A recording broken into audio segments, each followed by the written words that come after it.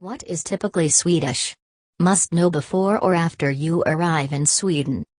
It is difficult to say what defines Swedish culture and what is typically Swedish. All cultural groups in the world hold common values that give them a sense of affinity. Many of these values may be shared by several cultures, but it is also the case that they may not be shared by all the members of one group. It follows that what one person considers typically Swedish may not be seen that way by others. Trust in the authority of the state and its agencies. In Sweden, there is a relatively high degree of trust in the state and its agencies.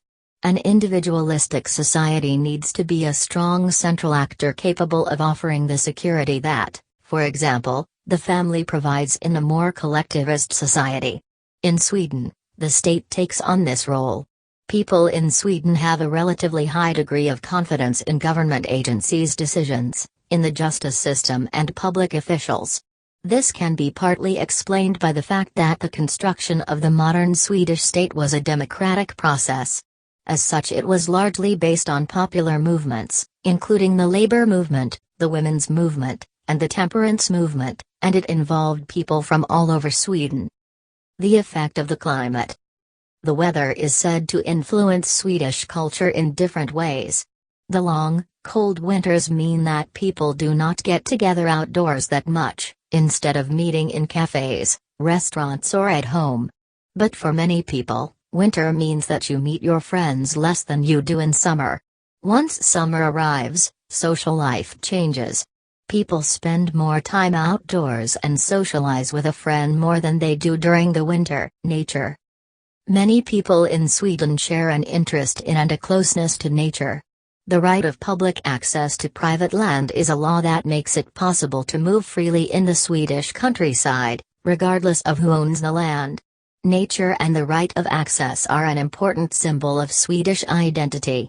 Sweden also has an important and prominent role in international environmental efforts. Religion in Sweden.